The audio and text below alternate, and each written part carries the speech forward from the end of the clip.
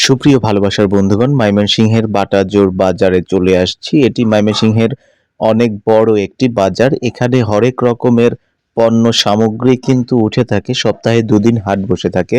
একদিন কাঁচা বাজার এবং আরেকদিন গরু, ছাগল, হাঁস, মুরগি সবকিছুই উঠে থাকে। তো এখন আপনারা দেখতে পাচ্ছেন হাটের একটা অংশ খুবই চমৎকার। এখানে কলা কাঁদি দিয়ে রাখা হয়েছে। একদম গ্রামীণ যে কলাগুলা সেগুলা কিন্তু কাঁদি দিয়ে রাখা হয়েছে এবং সেই সাথে আরেকটা জিনিস আপনারা দেখতে পাচ্ছেন যে এখানে কিন্তু রসুন এবং পেঁয়াজের যে চারাটা, সেই চারাটা কিন্তু আপনারা এখানে দেখতে পাচ্ছেন যে ৩-৪ জন চাচা এখানে কিন্তু ওই চারা নিয়ে বসে আছে। আমি দাম জিজ্ঞেস করিনি, কিন্তু এই জিনিসটা আমার কাছে খুব ভাল লাগছে। পাশেই কিন্তু হাঁস মুরগির যে বাজারটা সেটা কিন্তু এখানে দেখা যাচ্ছে যে গ্রামের মানুষজন মানে গৃহস্থলীর যে মানুষজন তারা কিন্তু হাঁস মুরগি নিয়ে বসে আছে। তবে এখানে যে হাঁস মুরগির দামটা আমাদের শহরের থেকে কম তা না, কিন্তু শহর আর এখানকার দাম প্রায় সেম।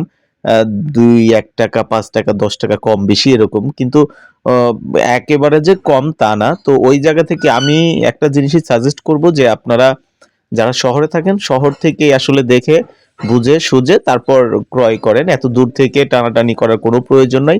তবে আমার খুব ইচ্ছে হচ্ছিল যে আমি এই হাট থেকে একজোড়া দেশি হাঁস বা দেশি মোরগ মুরগি নিয়ে যাই। কিন্তু যেহেতু দাম আমি একই দেখলাম, সেহেতু এখান থেকে না কেনাটাই বেটার মনে করলাম।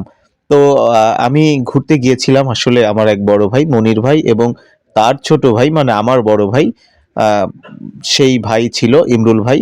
তো তাদেরকে নিয়েই আসলে কিন্তু ঘুরতে যাওয়া এবং এখানকার পরিবেশটা আমার কাছে খুব চমৎকার লাগছে। গ্রামীণ পরিবেশ, লাল মাটি এবং গ্রামের মানুষ সবসময়ই সহজ সরল হয়। আর ময়মনসিংহের মানুষ আসলেই আ ভালো এবং খুবই অতিথিপরায়ণ। যেটা মানে না গেলে আমি বুঝতে পারতাম না। তো আপনারা যারা ময়মনসিংহের বাটাজোর বাজার দেখতে চান তারা দেরি না করে ময়মনসিংহের এই বাটাজোর বাজারে চলে আসতে পারেন। এই বাজারটা কিন্তু অনেক পুরাতন। সেই ব্রিটিশ আমলের থেকে কিন্তু এই বাজারটি পরিচালিত হয়ে থাকে। সুপ্রিয় ভালোবাসার বন্ধুগণ, সবাই ভালো থাকবেন, সুস্থ থাকবেন। আল্লাহ হাফেজ।